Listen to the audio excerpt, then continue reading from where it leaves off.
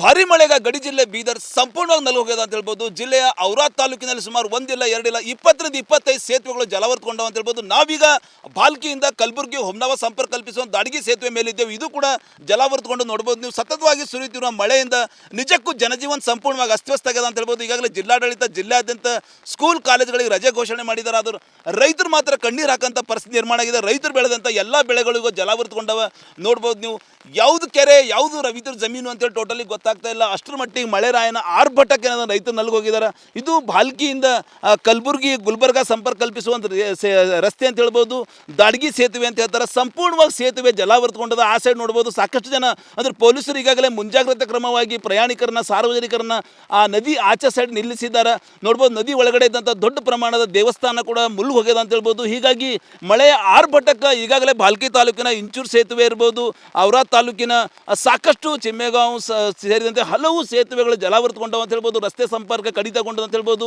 ನೋಡ್ಬೋದು ನೀವು ಈಗಾಗಲೇ ನೆರೆಯ ಕಲಬುರಗಿ ಜಿಲ್ಲೆ ಹುಮ್ನಾಬಾದ್ನಿಂದ ಭಾಲ್ಕಿ ಮೂಲಕ ಮಹಾರಾಷ್ಟ್ರಕ್ಕೆ ಸಂಪರ್ಕ ಕಲ್ಪಿಸುವಂಥ ದಾಡಗಿ ಸೇತುವೆ ಸಂಪೂರ್ಣವಾಗಿ ಜಲಾವೃತಗೊಂಡವು ಅಂತ ಹೇಳ್ಬೋದು. ರೈತರ ಆ ಹೊಲಗಳು ಯಾವ ರೀತಿ ಕೆರೆಯಾಗಿ ಬದಲಾಗಿ ನೀವು ದೃಶ್ಯದಲ್ಲಿ ನೋಡ್ಬೋದು. ರಿಪಬ್ಲಿಕ್ ಕ್ಯಾಮ್ರಾದಲ್ಲಿ ಎಕ್ಸ್ಕ್ಲೂಸಿವ್ ಆಗಿ ರೈತರ ಹೊಲ ಗದ್ದೆಗಳು ಕೆರೆಯಾಗಿ ಬದಲಾಗಿವೆ. ಈಗಾಗಲೇ ರೈತರ ಸೋಯಾ ಇರ್ಬೋದು, ಉದ್ದಿರ್ಬೋದು, ಹೆಸರು ಇರ್ಬೋದು, ಪ್ರತಿಯೊಂದು ಬೆಳೆ ಏನದಂದ್ರೆ ನೀರಿನಲ್ಲಿ ಕೊಳಿತಾ ಇವೆ ಅಂತ ಹೇಳ್ಬೋದು. ರೈತರು ನಿಜಕ್ಕೂ ಏನು ಕಣ್ಣೀರು ಹಾಕಂಥ ಪರಿಸ್ಥಿತಿ ನಿರ್ಮಾಣ ಆಗಿದೆ. ಕಳೆದ 11 ವರ್ಷಗಳ ರೆಕಾರ್ಡ್ ಏನದಂದ್ರೆ ಬ್ರೇಕ್ಗೆ ಮಳೆರಾಯ ಮಾಡಿದಾನೆ ಅಂತ ಹೇಳ್ಬೋದು. 11 ವರ್ಷ ಕೆಳಗಡೆ ಇಂಥ ಒಂದು ಮಳೆ ನೋಡಿದಂಥ ಜಿಲ್ಲೆ ಜನರು ಈ ವರ್ಷ ಭಾರಿ ಮಳೆಗೆ ನಲುಗೋಗಿದ್ದಾರೆ. ಈ ಸೈಡ್ ನೋಡ್ಬೋದು ಸಾಕಷ್ಟು ರೈತರು ಸಾರ್ವಜನಿಕರಿದ್ದಾರೆ.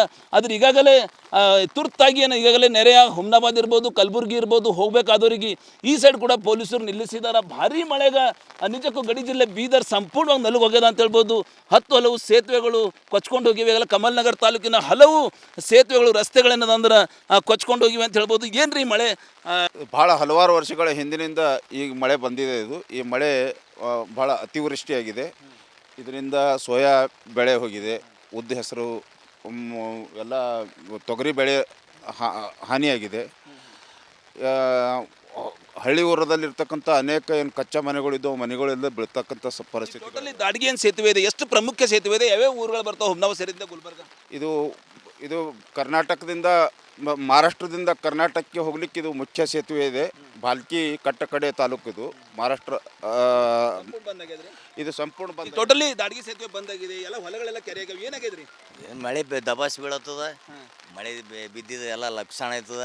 ಇದಕ್ಕೆ ಯಾರು ಸಚಿವರ ಅದಕ್ಕೆ ಇನ್ಕ್ವೈರಿ ಮಾಡ್ಬೇಕು, ಅವರು ನಡೀತದ. ಮತ್ತೆ ಟೋಟಲಿ ಸಾಕಷ್ಟು ಇಂಚೂರು ಸೇತುವೆ ಬಂದಾಗಿದೆ, ಇದು ಸೇತುವೆ ಬಂದಾಗಿದೆ, ಹೊಲಗಳೆಲ್ಲ ಕೆರೆಯಾಗಿ ಬದಲಾಗತ್ತವ. ಸಾಕಷ್ಟು ಒಂದು ಸಂಭ್ರಮದಲ್ಲಿದ್ರಿ, ಒಳ್ಳೆ ಹೆಸರು ಬಂದಿತ್ತು, ಊದ್ ಬಂದಿತ್ತು ಅಂತೇಳಿ ಯಾವ ರೀತಿ ನಿರಾಶೆ ಆಗಿದೆ? ಎಲ್ಲ ರೈತರಿಗೆಲ್ಲ ಸಮಸ್ಯೆ ಇರ್ತದಲ್ಲ ಸರ್. ಇದ್ರದ್ದು ಏನಾಗುತ್ತೆ ರೈತರೆಲ್ಲ ಕಣ್ಣೀರು ಹಾಕ್ತಾ ಇದ್ದಾರೆ. ಇದಕ್ಕೆ ಚೆನ್ನಾಗಿ ಸಮೀಕ್ಷೆ ಮಾಡಿ ಸರ್ಕಾರ ಇದಕ್ಕೊಂದು ಪರಿಹಾರ ಕೊಟ್ಟು. ಯಾವ ರೀತಿ ಲಾಸ್ ಆಗಿದೆ ಸರ್? ತುಂಬ ಲಾಸ್ ಆಗಿದೆ ಸರ್. ಆಮೇಲೆ ಬೆಳೆ ವಿಮೆ ಏನು ಸಮೀಕ್ಷೆ ಮಾಡ್ತಾ ಇದ್ದಾರಲ್ಲ ಅವರು ಕೂಡ ಎಲ್ಲ ಕರೆಕ್ಟಾಗಿ ಸಮೀಕ್ಷೆ ಮಾಡಿ ಎಲ್ಲರಿಗೂ ಬೆಳೆ ವಿಮೆ ಸಿಗುವಂಗೆ ಮಾಡಬೇಕು ಸರ್. ಟೋಟಲಿ ಎಷ್ಟು ಸೇತುವೆಗಳು ಬಂದಾಗಿವೆ ಭಾಲ್ಕಿಯಲ್ಲಿ? ಈಗಾಗಲೇ ಇಂಚೂರು ಅಂತ ಗೊತ್ತಾಯಿತು, ದಾಡಗಿ ಗೊತ್ತಾಯಿತು, ಎಷ್ಟು ಬಂದಾಗಿವೆ? ಸುಮಾರು 3-4 ಬ್ರಿಡ್ಜ್ಗಳಿಗೆಲ್ಲನಪ್ಪ ನೀರಲ್ಲಿ ಜಲಾವೃತ ತಗೊಂಡಂತಂದು ನಾವು ನೋಡ್ತಾ ಇದ್ದೀವಿ. ಈಗ ಮುಖ್ಯವಾಗಿ ನೋಡ್ಬೇಕಾದ್ರೆ ಇವತ್ತು ಬಂದಿದ್ದು ನಾವು ದಾಡಗಿ ಬ್ರಿಡ್ಜಿಗೆ ಬಂದಿದ್ದೀವಿ. ಭಾಳ ಹೈಟ್ ಇರ್ತಕ್ಕಂಥ ಬ್ರಿಡ್ಜ್ ಇದು. ಆದರೂ ಕೂಡ ಇವತ್ತೇನಪ್ಪ ಅಂದ್ರೆ ಭಾಲ್ಕಿಯಿಂದ ಮಹಾರಾಷ್ಟ್ರದಿಂದ ಬರುವಂಥ ಎಲ್ಲರೂ ಭಾಲ್ಕಿಯಿಂದ ನಾವಪ್ಪ ಕಲಬುರಗಿ ಹೋಗ್ತೀವಿ, ಹುಮ್ನಾಬಾದ್ ಹೋಗ್ತೀವಿ. ಇದು ಒಂದು ಡಿವಿಷನ್ ಹೋಗುವಂಥ ಒಂದು ಸ್ಥಳ, ಒಂದು ಮುಖ್ಯ ರಸ್ತೆ ಇದೆ. ಭಾಳಷ್ಟು ಬಸ್ಗಳು ಆ ಕಡೆ ನಿಂತಿವೆ, ಈ ಕಡೆ ನಿಂತಿವೆ. ಹಾಗಾಗಿ ಪ್ರತಿದಿನ ಸುಮಾರು ಜನ ಏನಪ್ಪ ಅಂದರೆ ಸಂಚಾರ ಮಾಡುವಂಥ ಮುಖ್ಯ ರಸ್ತೆ ಇದು. 90% ರೈತರ ಬೆಳೆ ಹಾನಿಯಾಗ್ಯವ. ಉದ್ದು, ಹೆಸರು, ಸೋಯಾ, ಕಬ್ಬು, ಹತ್ತಿ. ಈ ಬೆಳೆ ಪರಿಹಾರ ಸರ್ಕಾರ ಘೋಷಣೆ ಮಾಡಬೇಕು. ಸಂಬಂಧಪಟ್ಟ ಸಚಿವರು ರೈತರಿಗೆ ನೆರವಿಗಾಗಿ ಧಾವಿಸಬೇಕಂತ. ಏನಾಗಿದೆ ಸರ್ ಲಾಸು? ಸರ್, ಸತತವಾಗಿ ಬೀದರ್ ಜಿಲ್ಲೆಯಲ್ಲಿ 3 ದಿವಸಗಳಿಂದ ಸತತವಾದಂಥ ರಭಸದಿಂದ ಬೀಳ್ತಕ್ಕಂಥ ಮಳೆಯಿಂದ ರೈತರು ಕಂಗಾಲಾಗಿದ್ದಾರೆ. ಅವರು ಬೆಳೆದಿರ್ತಕ್ಕಂಥ ರೈತರದು ಸಾರ್ವಜನಿಕರು ನೋವಿನ ಮಾತು ಅಂತ ಹೇಳ್ಬೋದು. ಮಳೆರಾಯನ ಅವಕೃಪಕ್ಕ ನಿಜಕ್ಕೂ ಅನ್ನದಾತರು ಸಂಕಟಕ್ಕೀಡಾಗ್ಯಾರ ಅಂತ ಹೇಳ್ಬೋದು.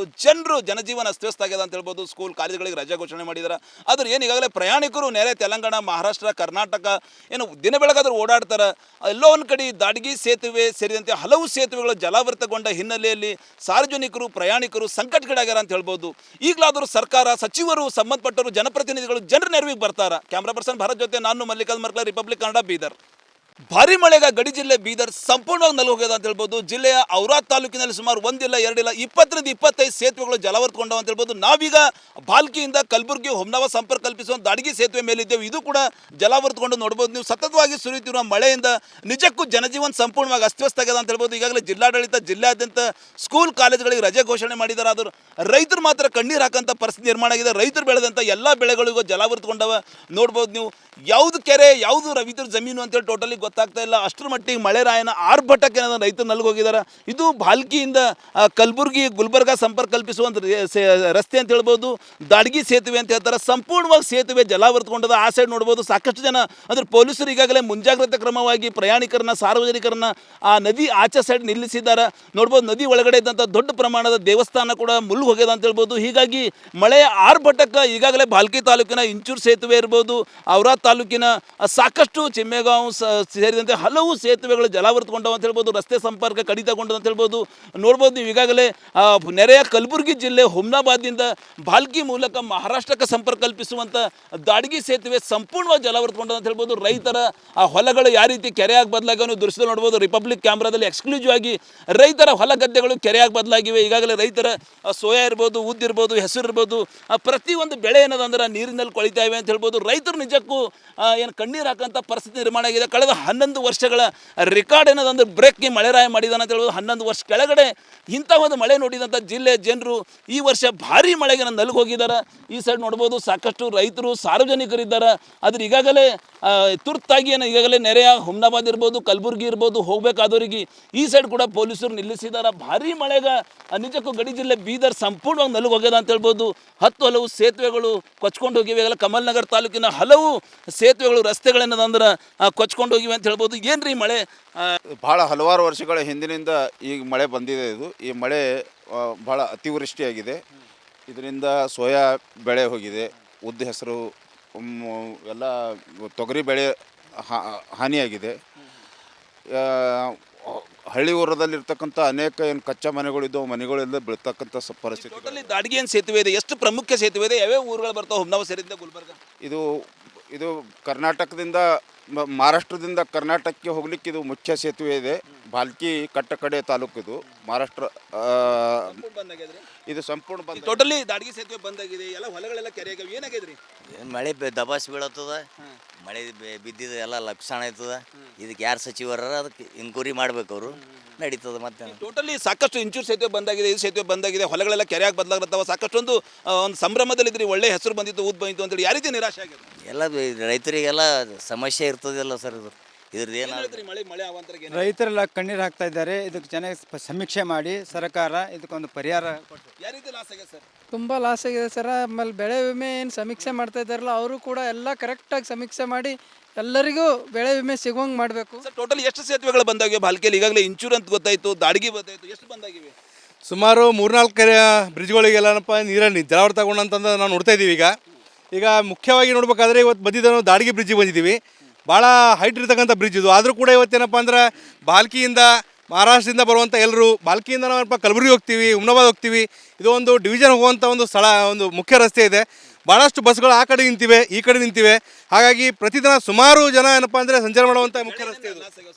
90% ರೈತರ ಬೆಳೆ ಹಾನಿಯಾಗ್ಯವ. ಉದ್ದು, ಹೆಸರು, ಸೋಯಾ, ಕಬ್ಬು, ಹತ್ತಿ. ಈ ಬೆಳೆ ಪರಿಹಾರ ಸರ್ಕಾರ ಘೋಷಣೆ ಮಾಡಬೇಕು. ಸಂಬಂಧಪಟ್ಟ ಸಚಿವರು ರೈತರಿಗೆ ನೆರವಿಗಾಗಿ ಧಾವಿಸಬೇಕಂತ. ಏನಾಗಿದೆ ಸರ್ ಲಾಸು? ಸರ್ ಸತತವಾಗಿ ಬೀದರ್ ಜಿಲ್ಲೆಯಲ್ಲಿ 3 ದಿವಸಗಳಿಂದ ಸತತವಾದಂಥ ರಭಸದಿಂದ ಬೀಳ್ತಕ್ಕಂಥ ಮಳೆಯಿಂದ ರೈತರು ಕಂಗಾಲಾಗಿದ್ದಾರೆ. ಅವರು ಬೆಳೆದಿರ್ತಕ್ಕಂಥ ರೈತರದು ಸಾರ್ವಜನಿಕರು ನೋವಿನ ಮಾತು ಅಂತ ಹೇಳ್ಬೋದು. ಮಳೆರಾಯನ ಅವಕೃಪಕ್ಕೆ ನಿಜಕ್ಕೂ ಅನ್ನದಾತರು ಸಂಕಟಕ್ಕೀಡಾಗ್ಯಾರ ಅಂತ ಹೇಳ್ಬೋದು. ಜನರು ಜನಜೀವನ ಅಸ್ತವ್ಯಸ್ತ ಆಗ್ಯದ ಅಂತ ಹೇಳ್ಬೋದು. ಸ್ಕೂಲ್ ಕಾಲೇಜುಗಳಿಗೆ ರಜೆ ಘೋಷಣೆ ಮಾಡಿದ್ದಾರೆ. ಆದ್ರೆ ಏನು ಈಗಾಗಲೇ ಪ್ರಯಾಣಿಕರು ನೆರೆ ತೆಲಂಗಾಣ, ಮಹಾರಾಷ್ಟ್ರ, ಕರ್ನಾಟಕ ಏನು ದಿನ ಬೆಳಗಾದ್ರೂ ಓಡಾಡ್ತಾರೆ. ಎಲ್ಲೋ ಒಂದು ಕಡೆ ದಾಡ್ಗಿ ಸೇತುವೆ ಸೇರಿದಂತೆ ಹಲವು ಸೇತುವೆಗಳು ಜಲಾವೃತಗೊಂಡ ಹಿನ್ನೆಲೆಯಲ್ಲಿ ಸಾರ್ವಜನಿಕರು ಪ್ರಯಾಣಿಕರು ಸಂಕಟಕ್ಕೀಡಾಗ್ಯಾರ ಅಂತ ಹೇಳ್ಬೋದು. ಈಗಲಾದರೂ ಸರ್ಕಾರ, ಸಚಿವರು, ಸಂಬಂಧಪಟ್ಟವರು, ಜನಪ್ರತಿನಿಧಿಗಳು ಜನರ ನೆರವಿಗೆ ಬರ್ತಾರ. ಕ್ಯಾಮ್ರಾ ಪರ್ಸನ್ ಭಾರತ್ ಜೊತೆ ನಾನು ಮಲ್ಲಿಕಾರ್ಜುನ್ ಮರ್ಕಲ, ರಿಪಬ್ಲಿಕ್ ಕನ್ನಡ, ಬೀದರ್.